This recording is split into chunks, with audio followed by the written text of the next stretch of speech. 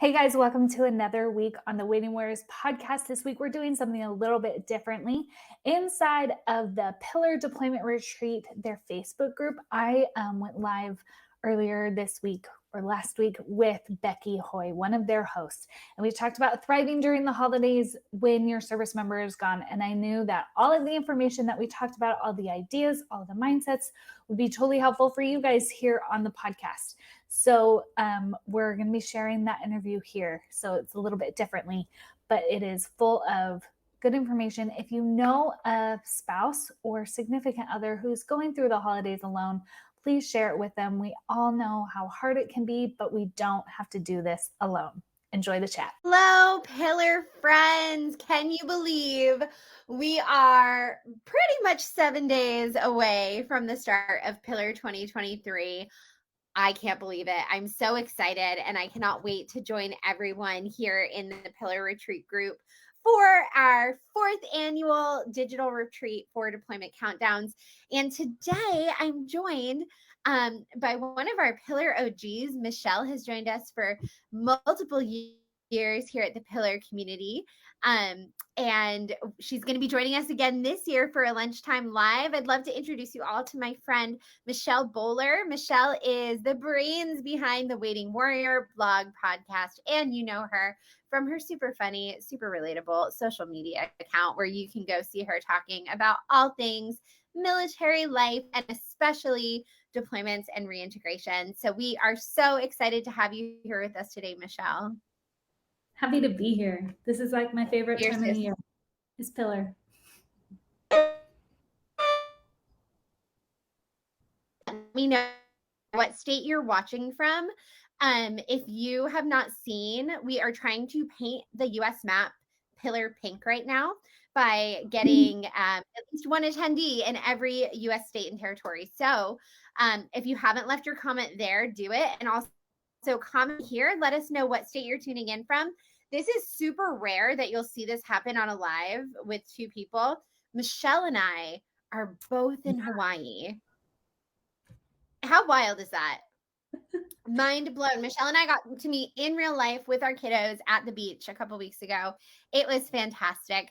And I have to say, we're moving closer and closer to the holidays, and it still feels like summertime here, doesn't it? Yeah. Well, you were just talking about like you could have worn your Pillar sweater, and I was like, I'm sweating today. Like, yes, it is warm. I have like these like light fabric, but pants, and I wore them today. I was like, that I just need to stop doing that. It's not ready for it. It's a hazard of living in Hawaii, I think. We're kind of stuck with the summer wardrobes.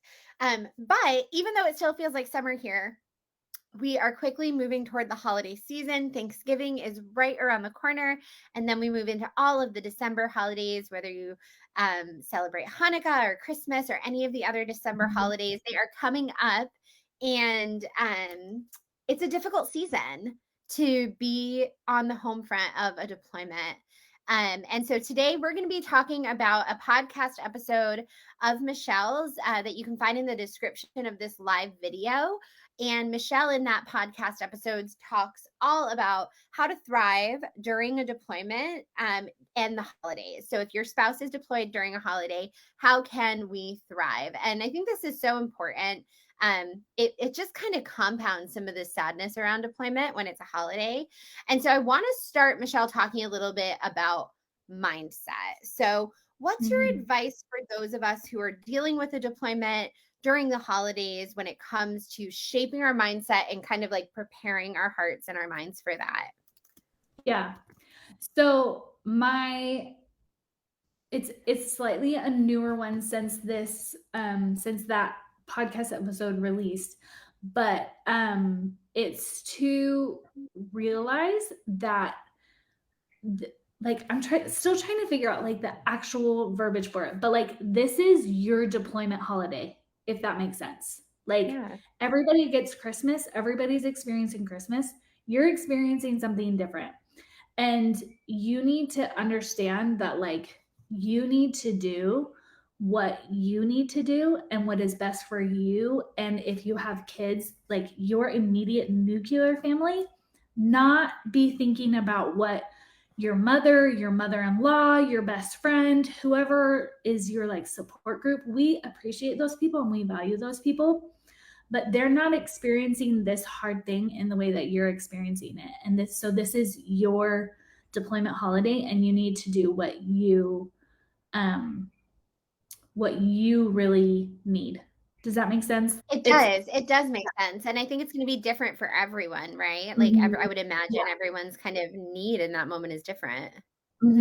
Because really, like, there's so much that's going on during an deployment to begin with, but with a holiday, you're also adding some grief and loss into that. And I actually learned this concept from a grief book. I was reading our son was stillborn 2 years ago, and that's not the point. But I was reading this grief book, and the point that she kept on repeating time and time again is like, it's your grief as a mother. So you can't worry about, again, same people, all the people who are around you also have their grief. They're having their Christmas, they're having their holidays without the service member around. But for you in particular, it is different. You're their spouse, they're your person, and it is affecting your life in a different way. And you need to unapologetically, graciously, but unapologetically do what you need to do to get yourself to the healthiest mind space, because grief is involved here. Like, you're not having the holidays are something that we all have dreams and visions of, and this year it's going to look different, and you're having to let go of that, and you are losing that, and you need to give yourself a lot of space and grace in there in these moments. I think that's such a good point, Michelle. The idea that we all have a vision of what our Mhm. holidays look like.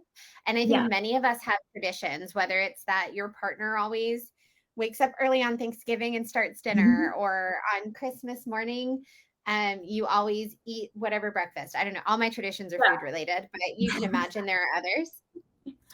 And I think doing those things when our partner is not there, it feels like there's such a hole, right? It feels Yeah. like something really important is missing in that moment. And I know Mhm. for me, I have tried it both ways where I have tried to like skip out on the holidays and just like not do Christmas. Not do, I'm just not gonna do it. And during my husband's very first deployment, I was like, I'm not doing Christmas. Christmas is like my absolute favorite holiday. And I was like, I'm not going to do it. I'm not going to do it. Cue me the night before Christmas Eve dragging an 8-foot Christmas tree into the house because I just could not. And I Yeah. was, no kiddos or anything. It's just me and the dog. And I just like could not bear to skip it. And so I love that idea of like figuring out what feels good for you and what you need.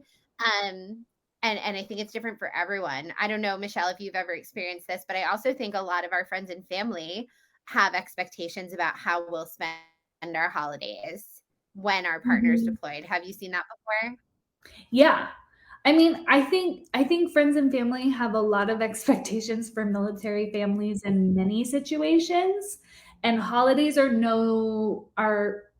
maybe even, it's not even like they're no different, it's like they're amplified, right? Because some people, and I'm not saying like blow people off because they're being selfish and just looking out for them. Some people may have expectations or desires for you and maybe your kids because they're trying to help, right? Like, they might have, they maybe aren't going about it the right, like the best way, but they maybe are just wanting to help you, and they're wanting to give you a break from the everyday deployment that you're going through on base, and they're wanting to give you a change of scenery, and they're wanting to help you with the kids, they're wanting to be around the kids, they want to be around you. That is all great, and maybe that is what you need, but you need to be honest with yourself and with your family members of what you do need, because also, if you're married, you have two families, and so they maybe both want you and they both want the kids. So maybe it's that you feel like it's best to just go to your family and not your in-laws. And maybe they're going to take that personally, and that's going to be their emotions and feelings to take ownership of, and you can't be responsible of that. Is like, it's it is a easier said than done principle, but you need to let the adults be adults and own their emotions and their thoughts and feelings about things, and then just take responsibility for your actions and thoughts. Yeah, that's so powerful. We have dealt with that a lot. And I think you're right. A lot of times the people in our lives want to invite us home for holidays, for instance, is a big Mhm. one that we've experienced. Even recently, my husband Randy has been gone, not on a deployment, but on a training. And but Mhm. still like no contact and away from home. And I'm here with our 6 month old now. And I can't tell you how many really well meaning friends and family have said, like, well, you should just come here. Like, I work remotely, I can work from anywhere. And they're like, you should just come here. Mhm. And if you are one of those friends and family members who have invited me, just know I appreciate the invitation. But also, I recognize that it's not as easy as that, right? Like it's not as easy as just like uprooting our lives. And also as military families, like we even when our partner's deployed, like we do want to have our own traditions. And I remember Mhm. during holidays, my husband was deployed, I think like for um 3 out of our first like 5 Christmases together. And I never felt like we had a family Christmas because we were always as a Mhm. military family being pulled into other people's holidays. And I think even to this day, we've only had 1 or 2 Christmas mornings where it was like Mhm. us together in our home. And so I think now with the little one, that's something we want to adjust is like taking ownership of our holidays, even during deployments sometimes, if that's what feels good for us. Yeah. So I think Yeah. that that can have a big impact too, just kind of recognizing other people's needs and expectations, but also prioritizing what your family needs. I think that's great advice, Michelle. Now, how about connecting with our service member? So when our service member is far from home, um, what can we do or what have you done to make them feel like a part of the celebration or a part of the traditions? Mhm. So I think the most important thing before I get into any specific ideas is you need to think about, like, it's kind of, it needs to be tailored to your relationship and to your service member. Like, you need to think a little bit less about what other people are doing and the fun blog posts that you're seeing and how those people feel connected to each other, and think about your relationship and specifically your service member. How do they like to celebrate the holidays? If your service member does not really care about sitting out on the porch with a cup of hot chocolate and marshmallows, sending them a care package that is totally decked out and themed for Christmas and has a whole bunch of hot chocolate and marshmallows and little snowman is not going to do as much as if your service member really loves to read and you send them some solid holiday themed book or a bookmark or fun quotes from something that you're reading. Does that make sense? So it's like, Yeah.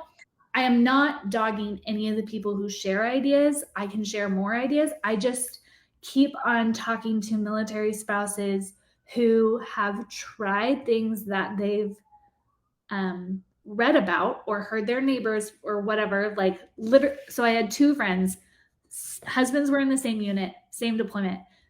One hears about this cute box that the other one is doing and copies it. But this thing happened where the husband's like, thanks, I love, that was great, feel the love, but it didn't actually help improve the connection because it was not tailor made for him. So Yeah. so it's Yeah, like, I think that's great advice to really think about what mhm, your partner, what your deployed partner would love and benefit from. yeah, yeah. One of the What's things that their we favorite did, part of the holiday, right? yeah, oh, love that. Yes, yes. One of the things we did recently was we created a private Instagram account for military separations. It's just between the two of us because we don't, I mean, like, you don't want to share constantly all the time Yeah, yeah. for everyone. And it's just for us. And we post pictures there every day. And I feel like something like that, if your partner is Mhm. is a person who really loves feeling like connected and a part of things can be really helpful.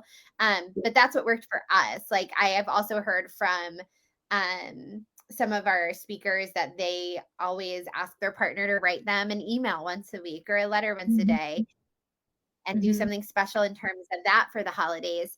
So Yeah. I think that idea of like figure out what they love. What are you already doing with your partner that's deployed that you could maybe adjust a little bit and make extra special? If they're not a care pack, my husband was never like a big care package guy. He's not like a gift person. So a care package, like he'll think it's great. And I might have spent 6 hours decorating it, but it's not going to do as much for him as if I were to like send him some pictures that Yeah. maybe, Yeah. maybe us and some friends like got dressed up as Christmas elves and did photos. That is going to really excite him. Have you ever photoshopped him into it? Oh no, That's that's genius. See, like that he would love. super fun. Something like Yeah. silly and funny would speak to his heart for sure.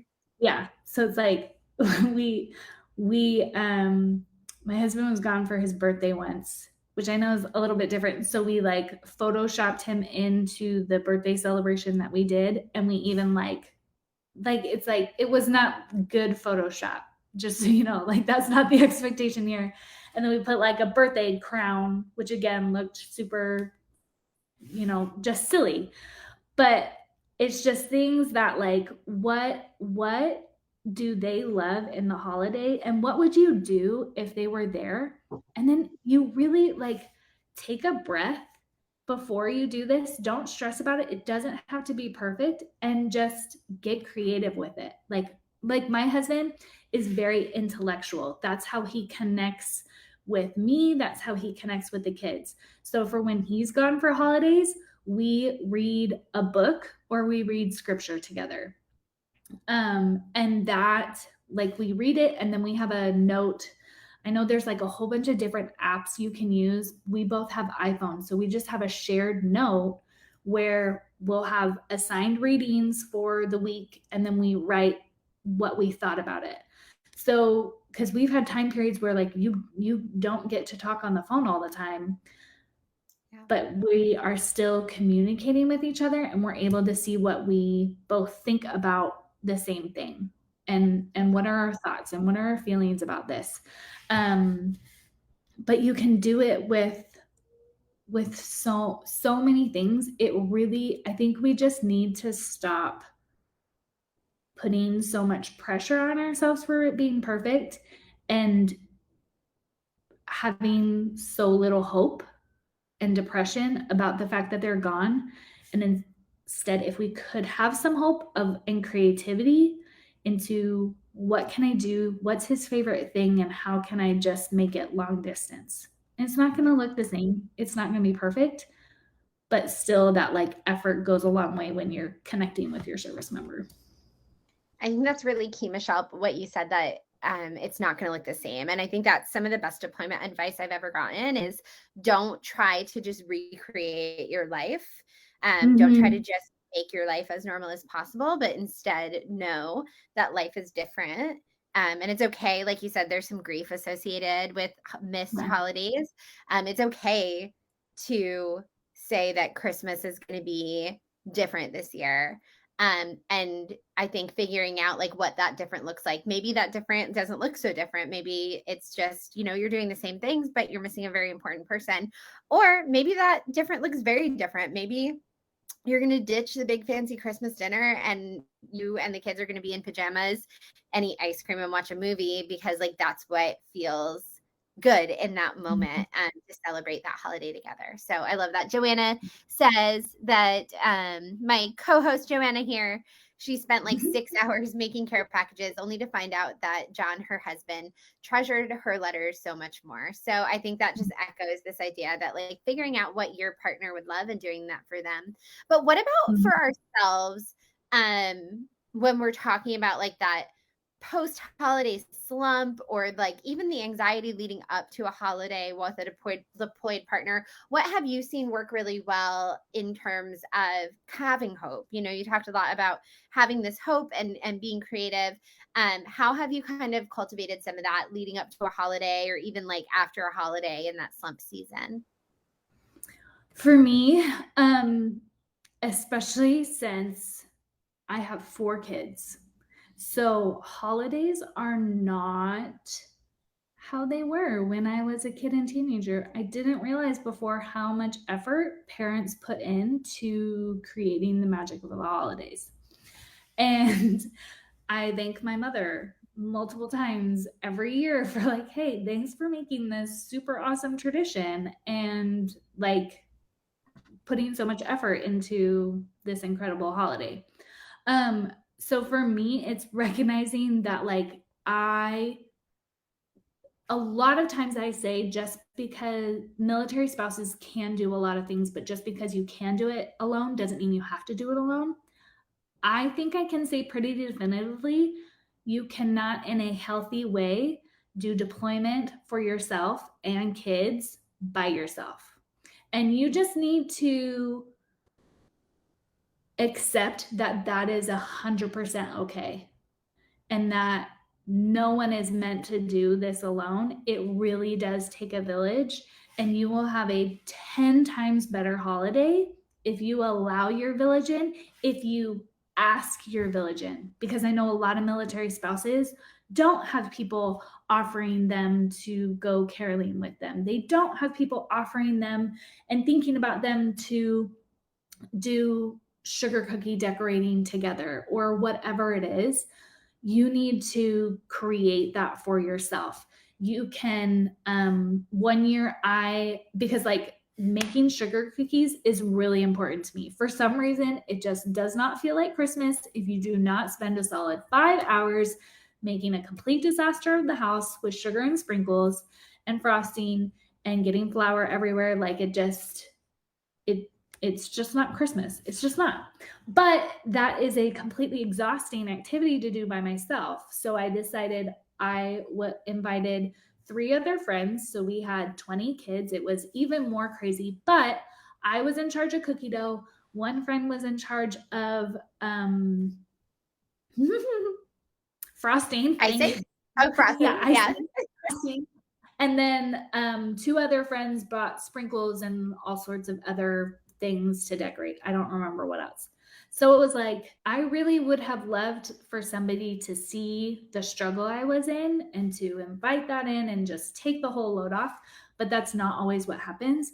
But we still had an incredible holiday because we did that kind of thing for multiple traditions that we still wanted to do, but would have been completely exhausting to do by ourselves. And I will note, I think I was the only one that year whose husband was gone. So it's not like you can only do it with other people whose spouses are gone. Like, Yeah.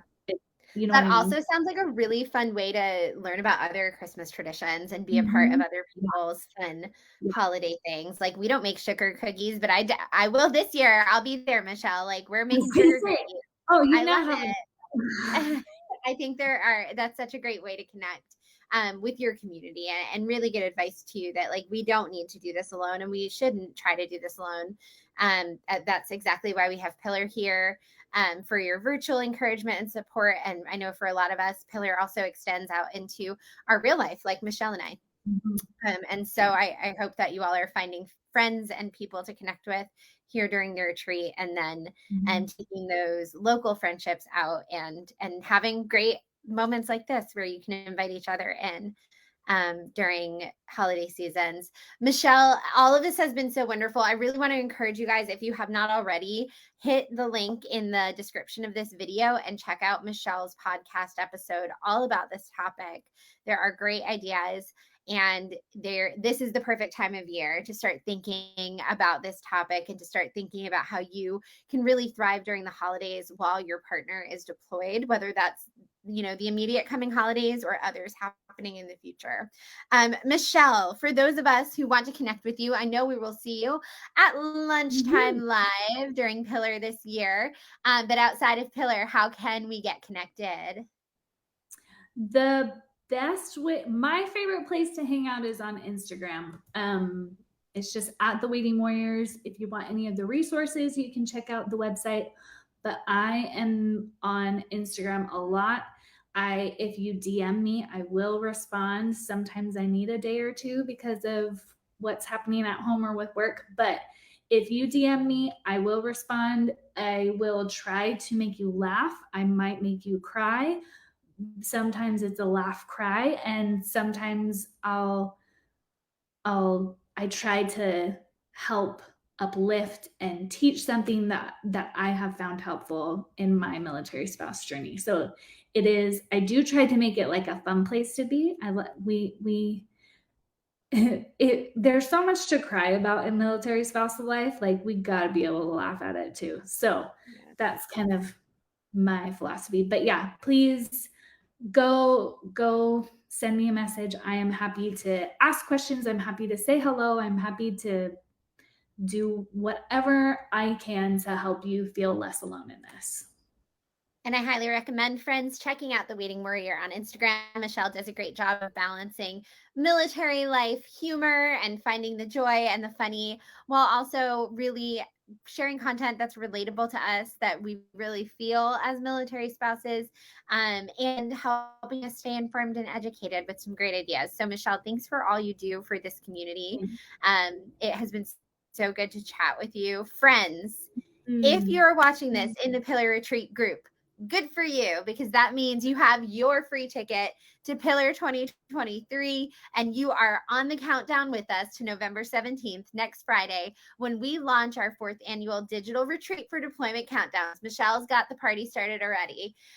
Guys, we kick off at 10 a.m. next Friday with our very first coffee chat of the weekend, where my co-host Joanna and I will be helping you guys get ready for the start of your first retreat day. So much good stuff happening. We have more than 100 opportunities to win more than, I don't even know, lots of money in prizes. There are a lot of Yeah, giveaways happening. These are our lots. biggest giveaway, a giveaway pack of the year.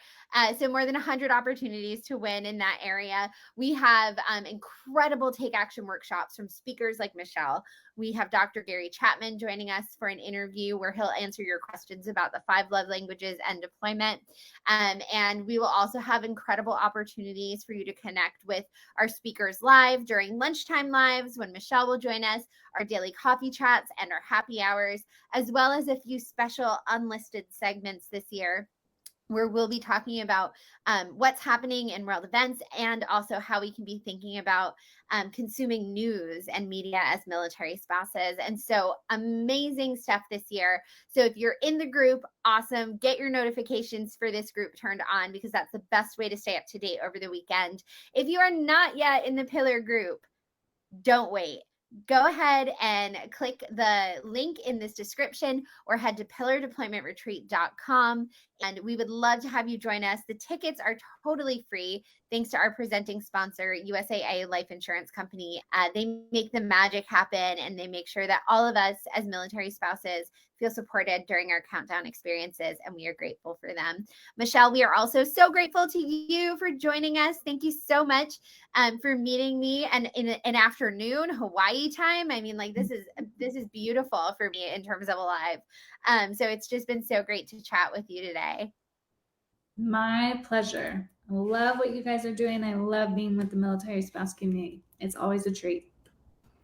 Awesome. Well, we love having you too. Friends, get your free ticket, set your alarms. We'll see you next Friday. What a great chat with Becky. She is so good at asking the questions that military spouses just like need to hear, want to hear, what we need to be talking about.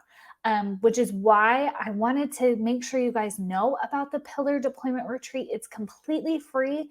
It is all virtual, and it talks about all things deployment. It's everything that you need to know. So even if you aren't going through one right now, or you don't know if one's coming up, honestly, it's going to happen sometime, right? And education can be the best prevention for any of the hard things or the big explosions that can happen for you as a spouse, as a family, or in your relationship. So I highly recommend that you go register. There will be a link in the notes. There's always a link in my Instagram bio. I want you guys to go take advantage of this free resource. It is amazing. It will be the 17th through the 19th, and all virtual. What do you have to lose? Please go register. There's a ton of giveaways. There's community. There's resources. Everything a military spouse could want. Becky and Joanna are both military spouses. They're the ones who have put this amazing resource together for us. You don't want to waste the opportunity. Again, there will be a link in the show notes. If you're watching on YouTube, it'll be in the caption, or it is always on my Instagram at The Waiting Warriors, one of the first links. Thanks for listening. Have a great week, guys.